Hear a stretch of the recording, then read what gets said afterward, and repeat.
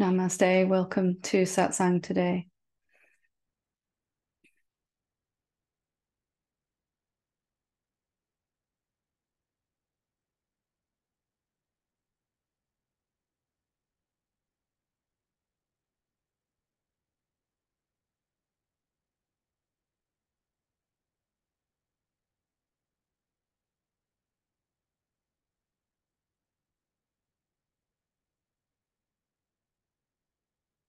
So, as always, let's begin by celebrating why we're here. We're here for the highest of all human endeavors, which is to realize the true nature of our existence, to realize not only theoretically, but more importantly, experientially, who we really are.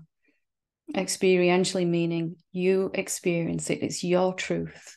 And from that point, it becomes something alive, not something we're reading about or have heard someone else speak about, but something we've actually experienced. Therefore, it begins to eat away at our self-doubt and our unworthiness, because our unworthiness and our doubt is, am I ever going to make this awakening thing? At least it was for me.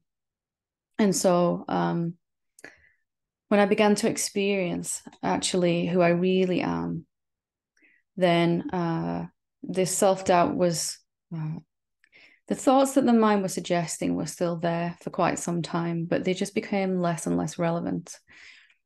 So I want to do some, last satsang we did some self-inquiry. I want to do some meditation this session today. And then next satsang, we're going to do some contemplation as well, because meditation is diving into what's actually real about us. So it's self-inquiry, very direct way also. And contemplation, similar to self-inquiry, is really helping us move beyond these very well-believed thoughts in our mind that we keep experiencing. So these are all the three core teachings. There's a playlist on the YouTube channel, Satsang with Helen Hamilton. There's a core teachings playlist that has meditation, self-inquiry, and contemplation videos on there. These are the three things that really made a difference to me. And when we're talking about these things here, they might be different to what you've done before, what you've experienced before. So it's always worthwhile going back over these, because these are the fundamentals and they're also the advanced teachings. The advanced is the same as the basic here in awakening. So let's take a look at what meditation is. And then we'll do a meditation together. And then I'll open up some, if there's any questions or challenges or anything you want to share. Because for me, meditation was vastly misunderstood. There are about as many forms of meditation as there are people seeking enlightenment and awakening, self-realization, whatever you want to call that, freedom.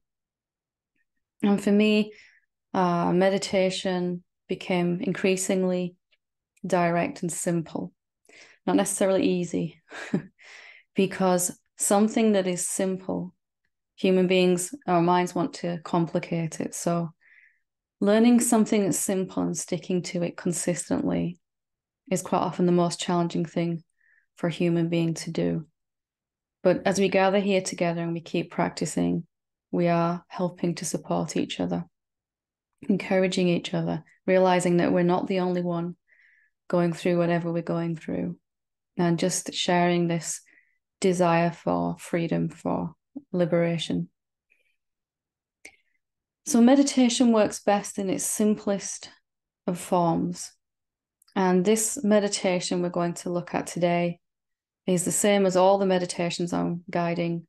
It's just bringing attention back to that which is real. And it's not trying to get rid of anything. The aim of this meditation is not to get anywhere, not to achieve anything. Most of all, not to try to change the phenomena, our experience right now.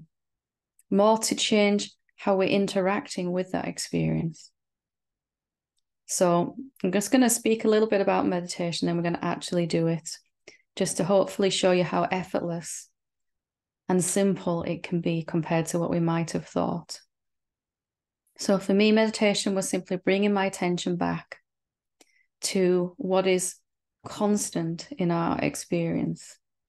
So right now, in the middle of these words, there is a silence. And that silence becomes more obvious the more that we focus upon it. It's in the background all the time, this silence. And yet we never notice it. Or we could look at it, we could call what we really are awareness. I'm using all these words for the same thing. Awareness is silent. Silence is aware. So right now you're aware of what your eyes are seeing, what your ears are hearing. Awareness is here. And yet how much attention do we actually put on that? You could also call it presence, who you really are. Right now you are present. There is a presence here that is you, whatever that is.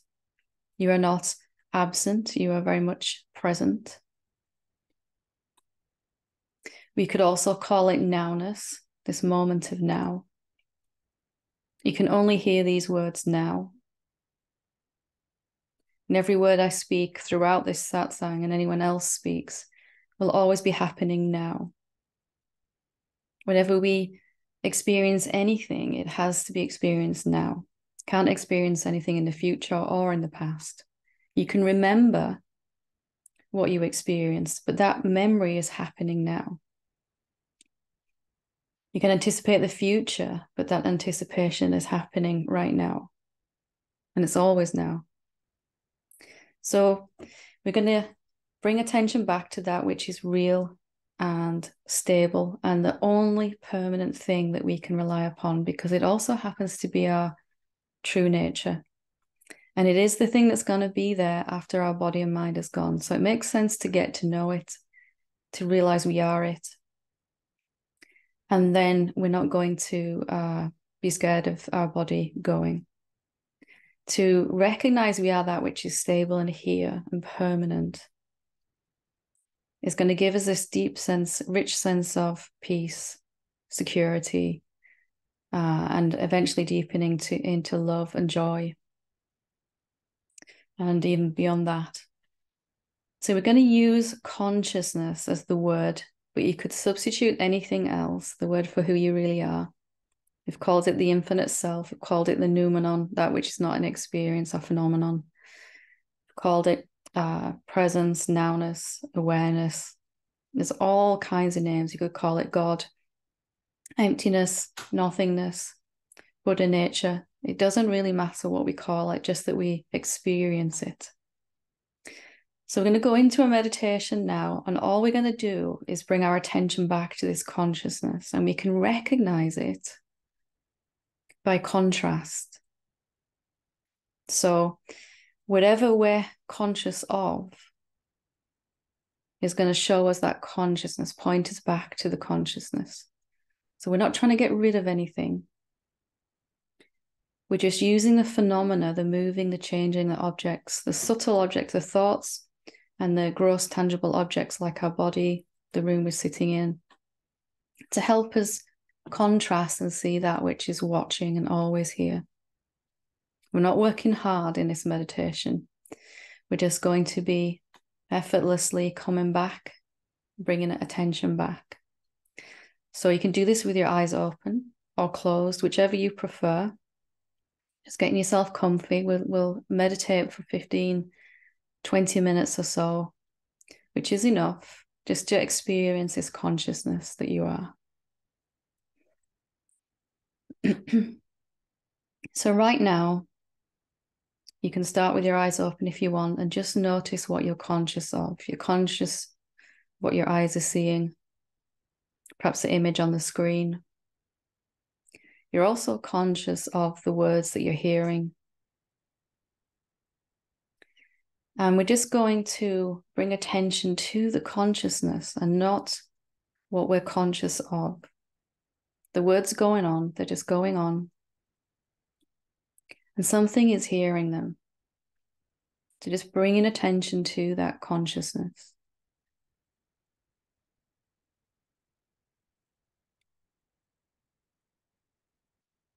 And you're either conscious of words happening or no words. Consciousness remains the same either way.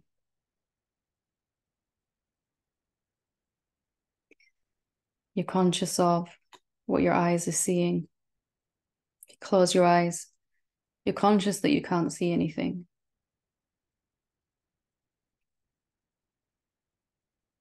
So we're just using the senses, the phenomena, the thoughts to point us back to that which is consciousness. Just to notice consciousness is here. Consciousness must be here first before we can be conscious of anything.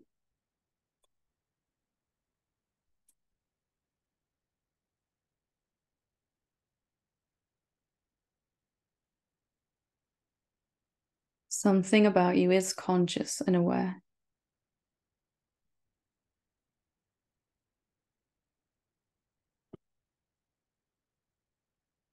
And at some point, your attention will wander away from consciousness and back to whatever we're conscious of, a thought,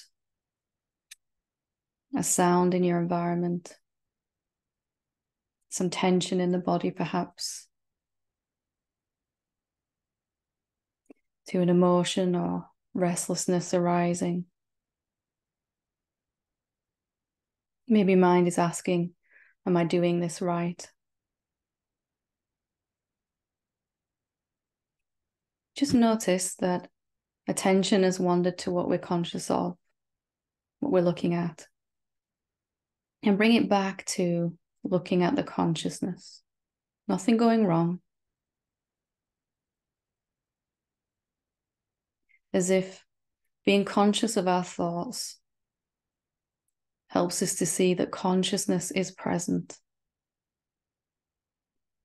Something's watching and knows when thoughts arise.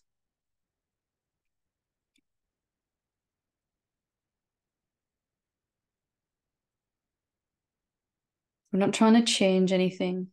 There's no goal to reach. We're not even trying to get attention to stay on the consciousness. It will move. It will get distracted. It's okay.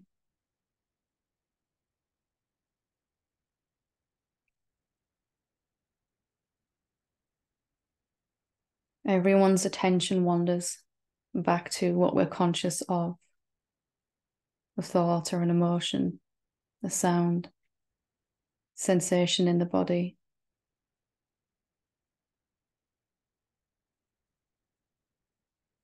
But we can use that, noticing what we're conscious of, and then noticing consciousness.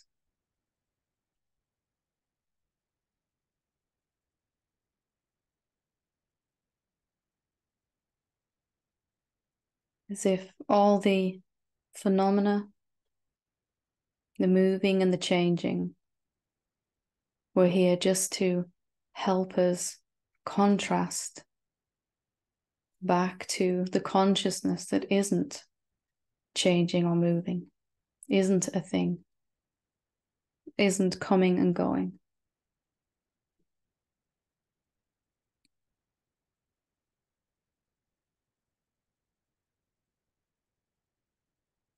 So just bringing attention back when you notice it's wandered. Getting curious about the consciousness.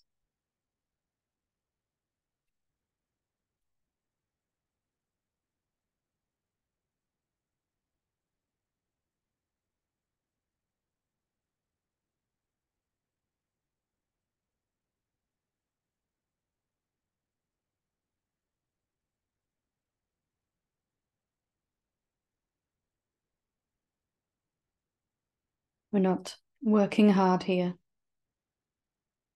We're just noticing when attention wanders, and then bringing it back to consciousness.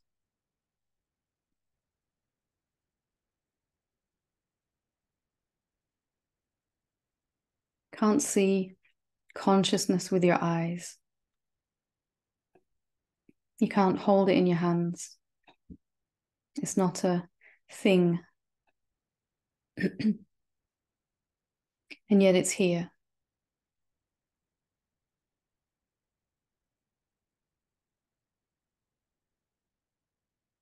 So our meditation can be noticing what we're conscious of, and then noticing consciousness.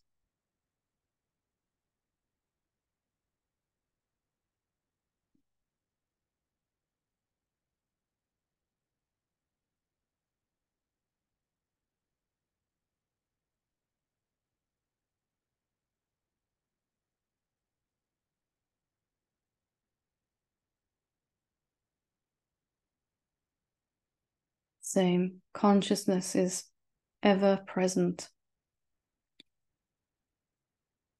Sometimes it's conscious of itself, looking at itself, recognizing it's here. And sometimes it's looking at a thought or an emotion or an experience.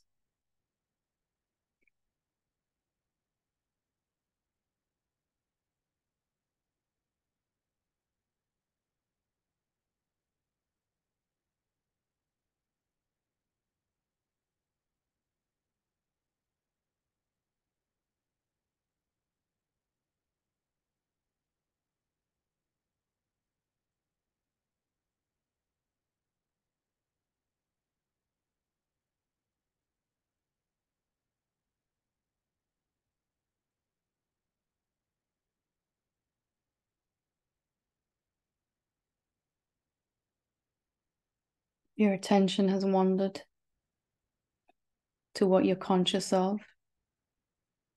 Just bringing it back gently to the consciousness. No big deal, no blame, nothing going wrong.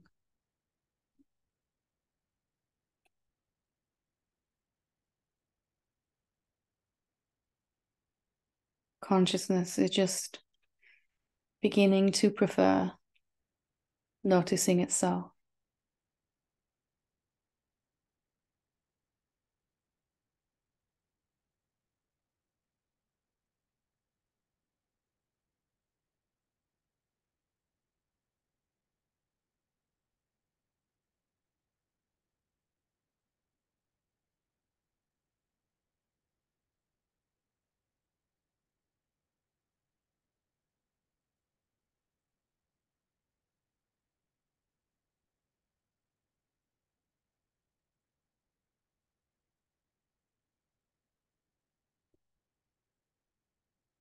There is no way to get this meditation wrong.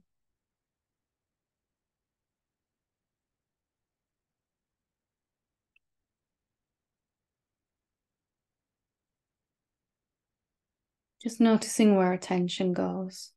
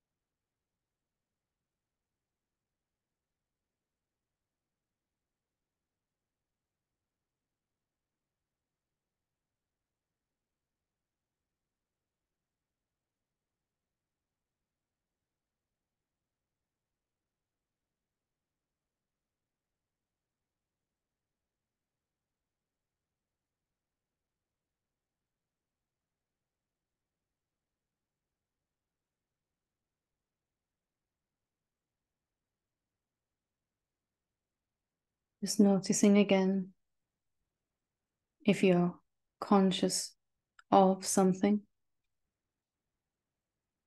or conscious of consciousness.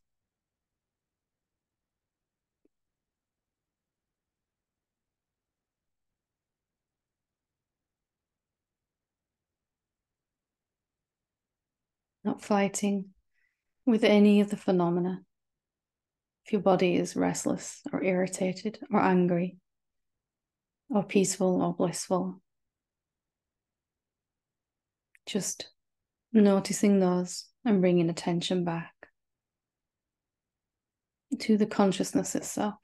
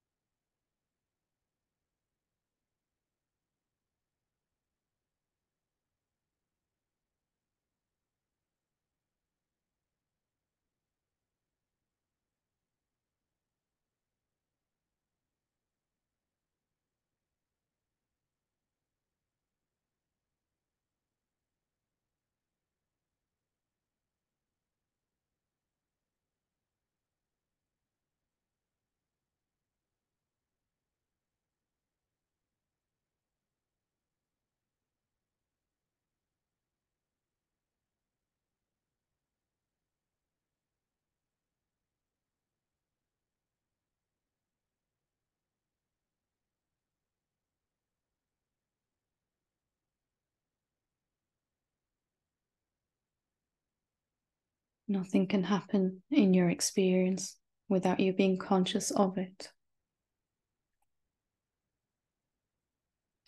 Just gently beginning to value the consciousness more than what you're conscious of.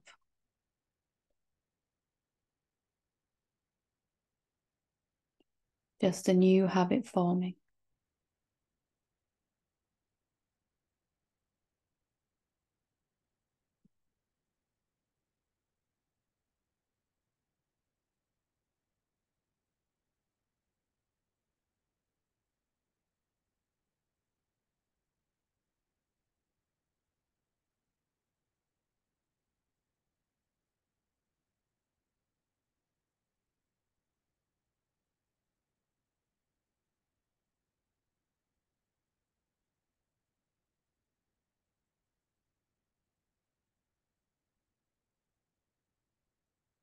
And we don't have to keep our attention on the moving and changing for our world to function. Gradually over time and practice, consciousness will come to rest more and more, being conscious of itself in the phenomenal world, thoughts and emotions, sensations, all just moving by themselves. It becomes clearer and clearer there is nobody being conscious, there's just consciousness.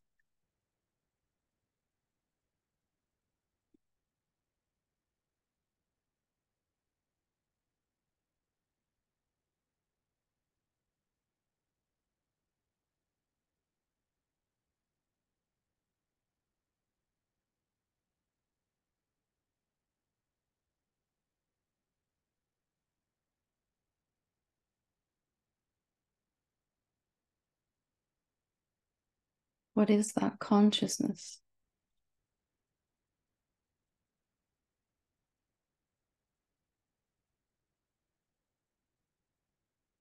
What hears that question?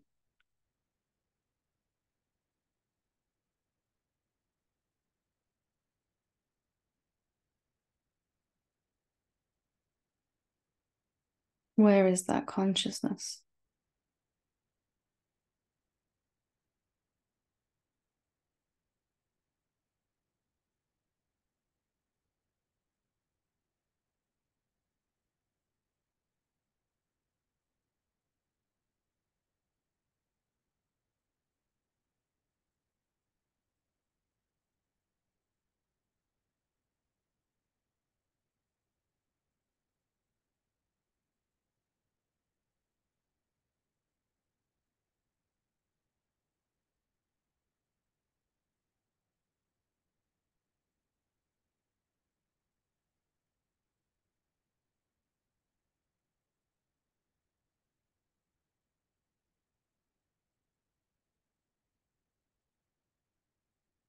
Just checking where your attention is, bringing it back to consciousness if it's wandered, as it does.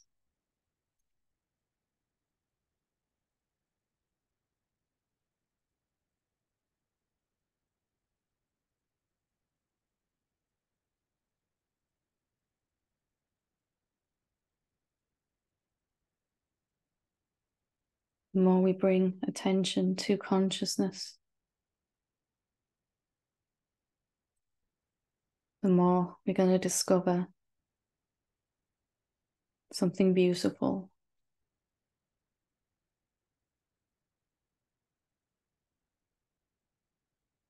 something vast, something quiet, and already at rest.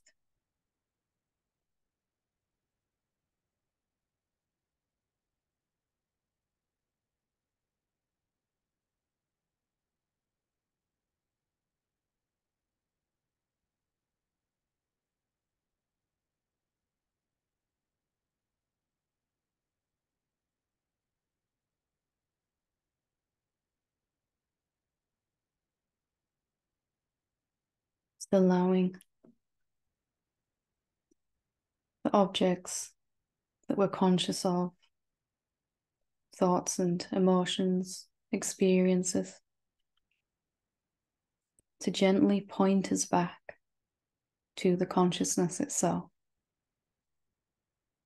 that which is always watching, just watching. It is our very own self.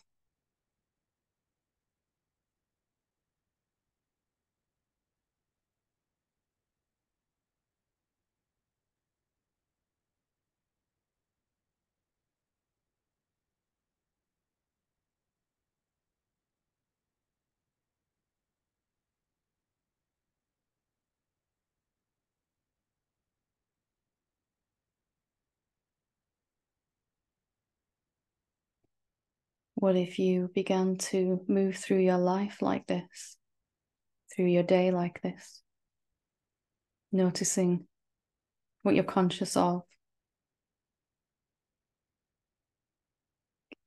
and then noticing the consciousness,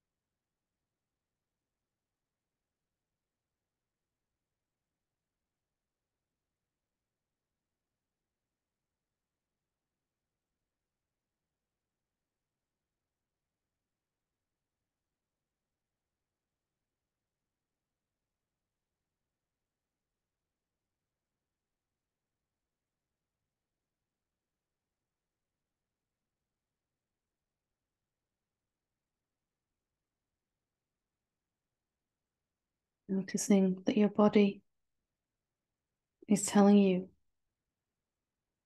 where your attention is. And attention is on an object, a thought, an emotion. The body feels tighter, more constricted, lower in energy.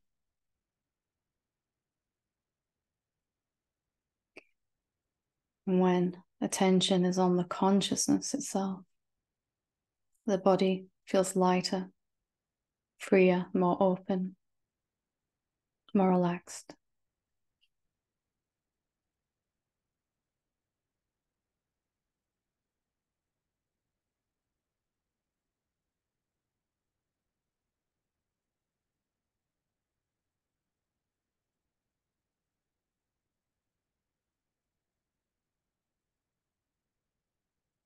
So, whenever you're ready, if you want to you can begin to open your eyes. Bring yourself back. And even as your eyes are opening, and your body starts to move, can you notice there's still consciousness that's here? Watching the body, watching the image on the screen, watching and listening to these words.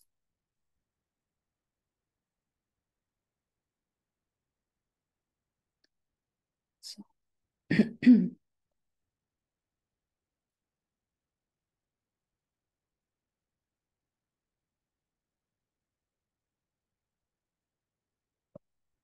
So I hope you enjoyed the meditation, but even more so that you got a sense, a glimpse of how much simpler it can be than we perhaps have realized. Even if our body is very resistant, there's lots of resistance, frustration, or restlessness, which there often was for me, we can still use that, even if the body's in pain, physical pain, mental pain, emotional pain. We can use that to show us the consciousness. Nothing is wasted in that. When our attention's on the consciousness itself, the world of phenomena can begin to move and change into what we would like them to be. Paradoxically, when our attention is on the thoughts and the sensations all the time, it's very hard for those to change. So the simplest and yet most effective meditation. So I have a question here that's been sent in. I'll read this out. And if there are any questions here today live, I invite you to raise your hand on Zoom here. I'll come to you in a few moments. So this one says, "Hi, Helen. I'm doing self-inquiry. I love it. And it is as if nothing is shifting or working. Already this is believed. The inquiry doesn't change.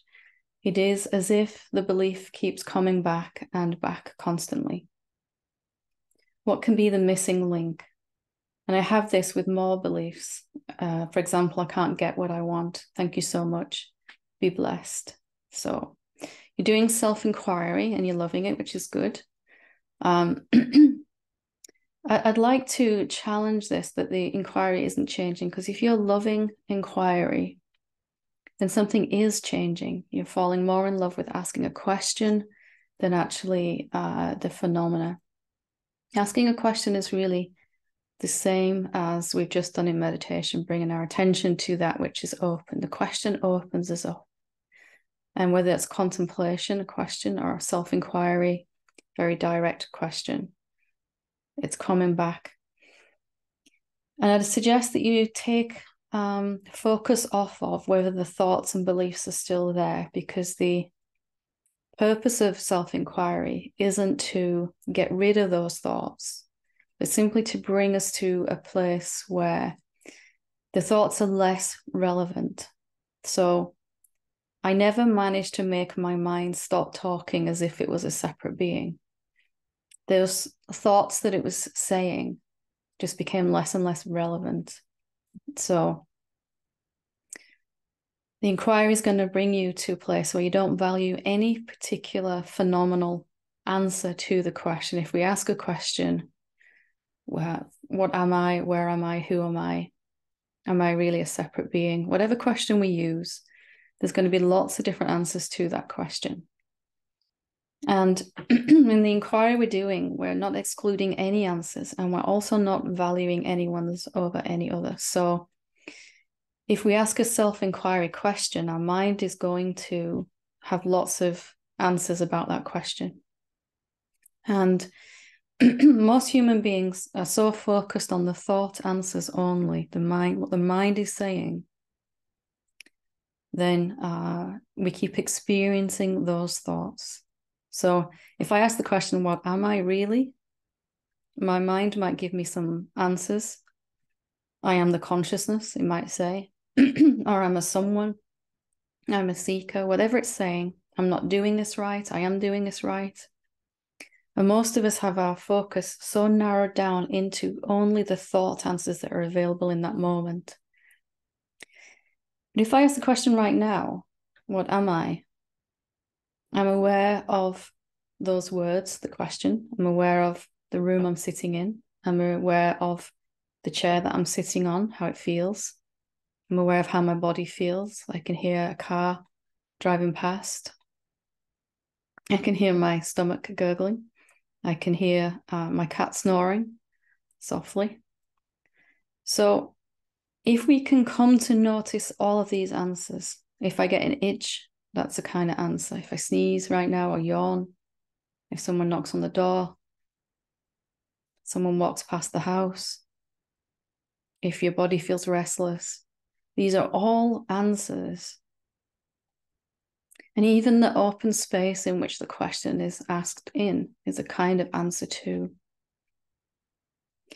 And yet, if we notice our tendency as human beings to always focus on the thoughts only, here's this whole experience we can have of answers. Down here, this quiet open space where nothing is happening at all. This is our experience. And then up here, peace and relaxation in the body, and then emotions, and then thoughts. And most of us just skim across the surface of the answers of our experience in any moment by focusing on the thoughts only. So we say, okay, that's an answer, the belief that led me to even do the inquiry. That's an answer. What other answers are present right now? And begin to open our attention up, diving deeper into this moment of all the answers that are possible.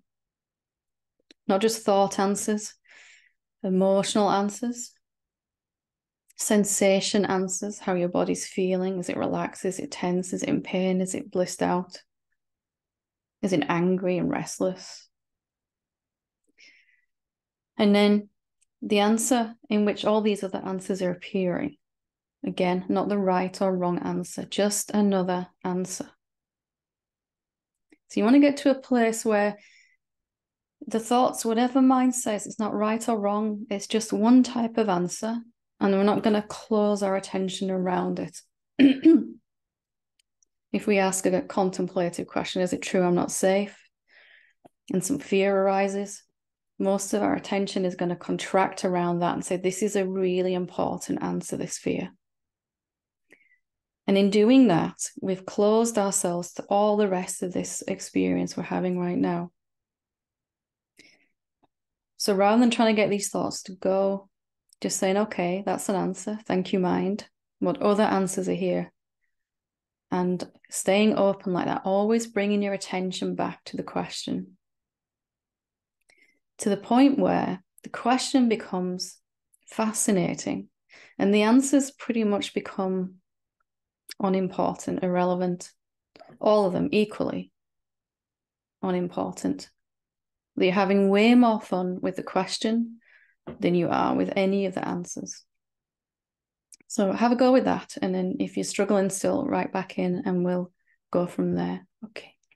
Deborah, when you're ready. Oh, hello, Helen. Hi. Hi. In breaking these decades of habit of, focusing on the thought only and focusing on We've all been there. trying to focus on conscience and being conscious.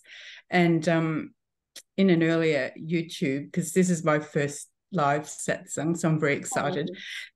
But I think I've heard just about all of your YouTubes.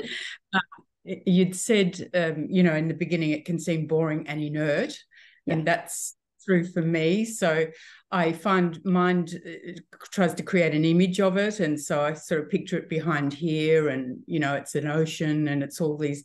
So is that okay? Is that going to distract if I, I'm not doing it too much, but I'm just aware of it, that I'm creating images because I'm trying to look for something I can't see. Yeah.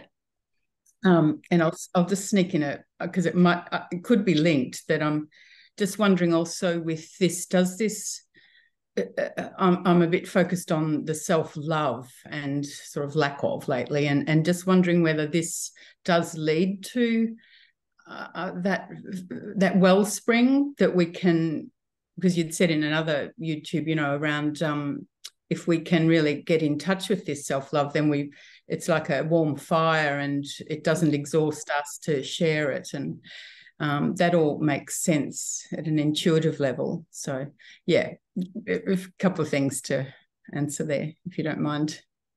Yeah. The best thing to do with because mind likes to, it doesn't like that we're looking at something that is invisible and intangible. So it's trying to form an image of that all the time. This is what consciousness is. Oh, no, wait, this is what consciousness is. Oh, no, wait, this is what it is, And right. It's like this or it's like that. And if you just notice that going on, it's not something that you're doing. It's just mind's doing its thing. It's what mind does. And you can just kind of treat that as another thing that you're conscious of, this endless image making going on, painting 1,000 pictures. And you're the one watching that, aren't you? You're just watching that. If you could stop that, you would have done it already. So it's really nothing to do with you. It's just going on in front of you, inside you, so to speak. The mind is trying to, the mind can't realize that it can't really see consciousness. It thinks it can, if it just keeps trying, it will somehow find that end point. So it's just letting that go on the best that you can and using it like any other object. If you had an itch in your big toe or a sneeze or a yawn or some energy moving in the body or a thought, they're all just places where consciousness goes to, and then you can go, but wait, I'm looking at that. There's consciousness here. Yeah. Okay. All right. Thank you. Not making it wrong, so to speak. Yeah. Okay. Not even needing it to stop. It's just going on, isn't it? It's like someone walking in the room that you're sitting in. It's nothing to do with you. That other person's just walking around. Mind's just doing its thing. Just letting it pass through, perhaps. Yeah. And using it like everything else to point attention back to consciousness that's aware of it. Okay. All right. And good. Thank you. It becomes very much the self-love. That is the self-love, meaning when I'm not trying to change my experience at all, how I am in this moment, that's how consciousness is being right now, isn't it? It's just conscious of, and it's not at war with anything that it's conscious of. In fact, quite the opposite. It's just letting everything be. So if I'm angry, it's not saying you should be more loving. It's just like, okay, be angry. And that is the essence of love there, isn't it? I'm going to be what I am. That acceptance. Yeah, consciousness, the intangible, ineffable consciousness is showing up as a human mind and body that's however they are right now and your experience in your life. And that self-love is really just coming to resonate more as the consciousness where it's not trying to change anything. And that's easier as you recognize that trying to change it has never worked anyway. No. So we all do it. Yeah. In fact, sometimes it makes it worse. The more you try to manipulate your experience, the worse it gets. Indeed. And it's exhausting. Endlessly. So that's why we're bringing attention back to consciousness or awareness, whatever you want to call it, presence, the love, because that is just letting everything, the phenomena that we're wrestling with are going to change if we just let them be. They're going to change anyway. Yes. Always in motion. That's the same with things going on inside our body, negative emotions, thoughts, things in our outside world as well. They're always in change. But we kind of hold them in place with our fixation upon them. Big. Yeah. Okay. Thanks very much, Helen. You're very welcome. Was that tied it together with the love? Or? Yes, it did. Thank you. It did. Wonderful. Thanks. Thank you. Good to talk to you. Lovely to see you. Thanks. We'll go to Elaine. Thanks, Deborah, for asking that question. We're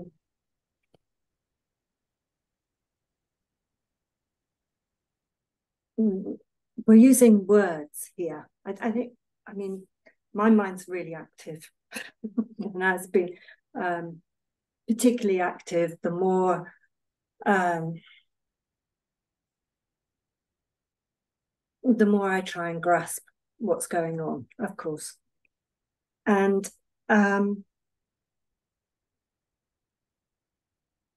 when we're talking about consciousness, we're using words and language, and that's, to me, that's a phenomena, you know. They're concrete things, and so when I'm using words to perhaps even talk to myself or to talk to others about consciousness or whatever it is, how do I know who or what is conscious? I mean, I don't know. There was a point in when you were talking to Deborah there that it was everything you just let be, and you come back to the consciousness, and you come back to the consciousness. When do you know when you're in the consciousness and you're not just, it's not just a story that you've fabricated about yourself? And I know I feel a bit like I'm a dog chasing its tail here, and that this is a question that is going back to what am I? You know,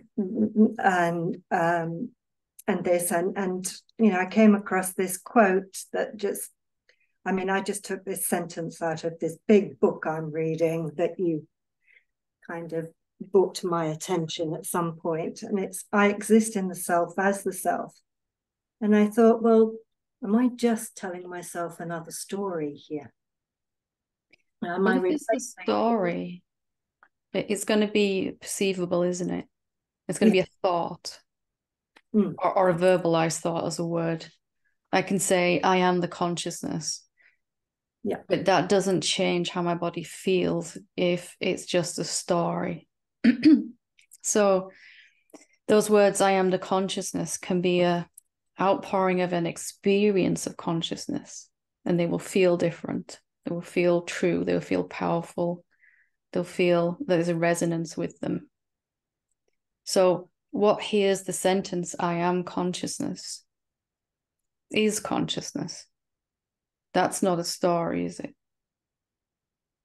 It's not a thought process. Whatever hears this sentence that I'm speaking now is not a story. Just because we've always called it me, or whatever name we've given it, Elaine or Helen or whatever, doesn't mean it's anything other than consciousness. When you look for that's hearing these words, it's not a tangible, concrete thing. It's definitely not a story. The more in touch you get with that, the more you check in with it, the more the body tells you, actually. The body begins to say, oh yeah, this is better than telling stories. The body's like a tuning fork. It's not making the stories wrong. It's just, it's there to tell us immediately. It'll either sing because we're noticing that which is noticing, or it'll kind of be, you know, like when you play a guitar chord and you put your fingers over it to mute it. It'll be like that when we're listening to stories.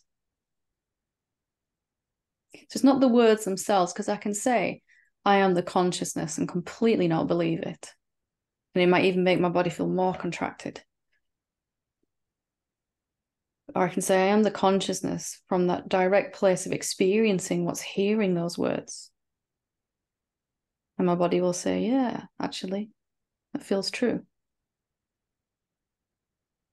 It's always a good place to check is your body never lies to you in that way. It's always giving us this constant feedback of whether we're focused on that which is not a phenomenon or that which is those phenomena that are moving around. The words can go both ways. Because now if you say, I am the consciousness, and you check in with that which is listening to them, it's different, isn't it? It's not a story. Yeah. Yeah, I can see I want to grasp something. Something wants to grasp something. Something. Okay. Yeah. Good. Yeah. Don't pick that up as you. That's something wants journey. to grasp the whole time. Oh yeah. It's And still in me right now, there's something that wants to form an image of consciousness, like Deborah and I were. But it's just another phenomenon happening inside me. It's not got any more relevance or importance than anything else than the tree outside, or the cat, or these words. It's just something else that's there. as I was trying to think of something beyond, could the thought not involve words or images or the senses? So, I don't know. And then I came across this term, unsymbolized thoughts, that somebody is looking at somewhere. And my thought was, well, the only way I can relate to that is that's what we called here the noumenon, unsymbolized thoughts. And as a form of being in communication, I suppose, or something. I don't know. But you can see that I've been trying to really box something that Don't fight that. That's just going on, right? Yeah. Mind is constantly trying to repackage, reinvent the wheel, and all of that. And it's okay. Yeah. It is, yeah. And again, I suppose, I don't know whether it was just now or a previous time that I've been listening to you talk, that I keep feeling I'm going in a backwards, or that it's just a circle, some kind of wheel I'm on that keeps going round and round. And I feel that something has been dealt with, so to speak, or I've, I get it. And then it's like this, unsymbolized thoughts or something like that will come up, and I think, oh God, I've been caught again. What if you're not caught or getting it? What if you're watching both of those? Totally uninvolved. What if that's happening in the mind? I got it. Oh, damn, I've lost it again. I've got it. This time I've really got it. Oh, no, it's gone again. Oh, this time I've really got it. Now I can never lose this. Oh, wait, it's gone again. And we all identify with that until we don't. What if you're just watching that, though? What if that's a thought journey happening in the mind, inside you, the consciousness, and has absolutely nothing to do with you? Just described 25 years of my painting practice. 25 years of my seeking too.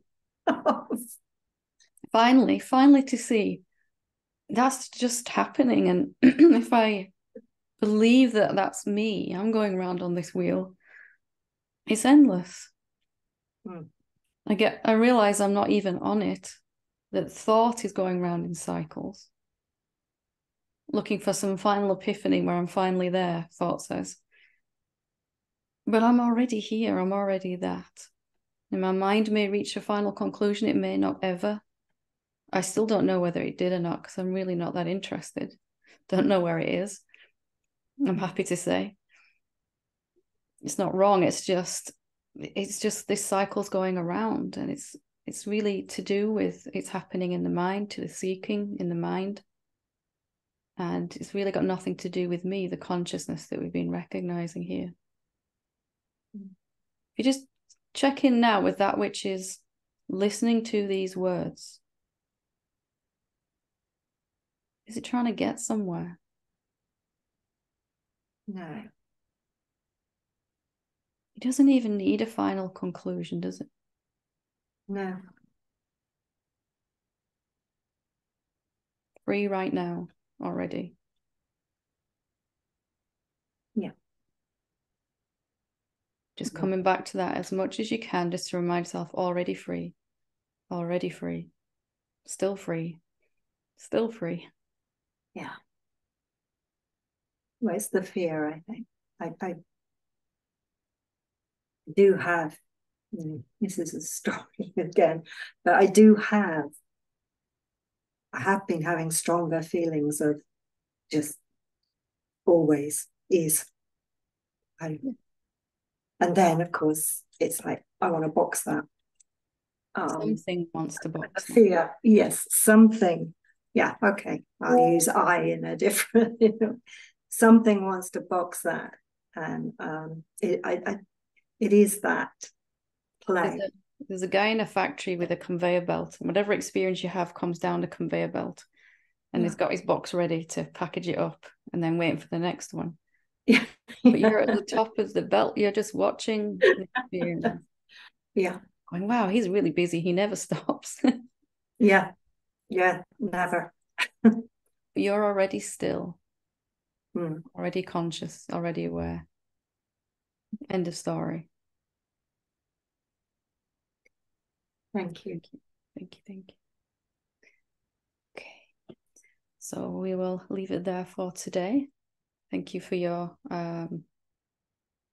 presence, your contribution, and the questions you've asked, sent in and asked here.